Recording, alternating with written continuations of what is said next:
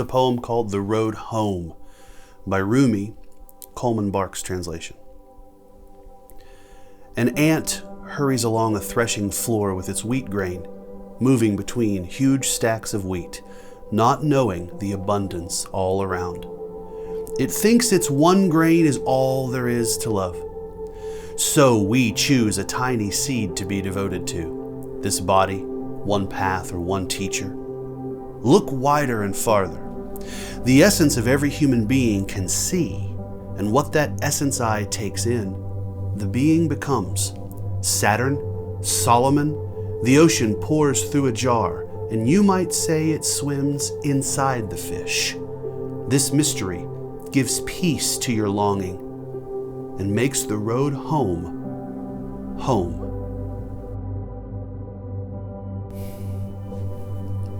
Hi everybody, I'm Brandon Thompson. Thank you for taking some time to watch this video and hear what I have to say about ecstatic poetry. I'll tell you a little bit about myself first. I'm a Buddhist practitioner and teacher and have been for close to 20 years now. I'm a transpersonal educator and a spiritual guide. Until fairly recently, I was a faculty member at Sophia University, which is a leader in the world for transpersonal, transformative education. I had that career for 10 years. And I've been writing poetry all my life. I've been a poet since I was very young. And around early adulthood, I discovered this thing called ecstatic poetry. And it was the same time in my life, it was at about the same time in my life when my spirituality was beginning to open up and blossom. I was discovering some deeper ideas than the spirituality I grew up with. I was discovering Buddhism, Eastern religions, beginning to study, beginning to find teachers and reading, and kind of dovetailing with that, co-emerging with that spiritual study, was ecstatic poetry. Probably the poetry of well-known names that you might know, Rumi and Hafiz and Juan de la Cruz and Kabir. Many of the most popular ecstatic poets came into my life. The books were probably just hanging out at the Buddhist centers where I was hanging out. And I remember how it felt to hear my truth, kind of to hear my heart or my spirit in the words of these poets. It felt different. I remember how distinctly different ecstatic poetry felt from other types of poetry that I was reading or that I had read previously in my life. So that began my path. That was many, many years ago. And since that time, I've been writing and reading and studying and teaching ecstatic poetry, actually all over the world, all over the country and the world. I've been developing theory and practice and teaching modalities that I've shared with workshop groups, again, kind of all over the United States and Canada, for almost a decade. And I'm here to share some of that work with you and my love and passion for the practice and path of ecstatic poetry, which has changed my life. And I'm here because I think if it's right for you, it can change your life too.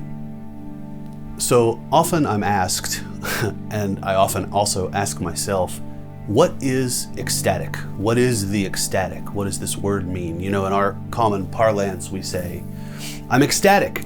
It means I'm very happy. That's not the etymology of this particular use of this particular word that we mean or that we're pointing towards when we talk about ecstatic poetry.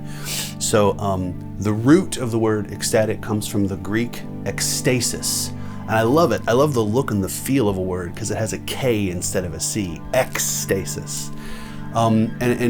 Translated, it means to stand outside of oneself and kind of look down and observe at what's going on with ourselves. So there's an element in this word ekstasis, in this experience of ekstasis or ecstasy, of being separate from what? How about from the churning and whirling and obsessing of our daily habitual mind and thoughts? Being separate from ego, that part of us that is so oftentimes protected, sometimes sad, sometimes angry or fearful. So one of the main ideas behind ecstatic poetry and the experience of ecstasis at large, which is not exclusive, of course, to just ecstatic poetry, one of the main ideas is that it can separate ourselves or pull us out of this mundane, daily grind of fear, negativity, and sadness, and concern, and anger, and obsession. There's something about this experience that I think is spiritual.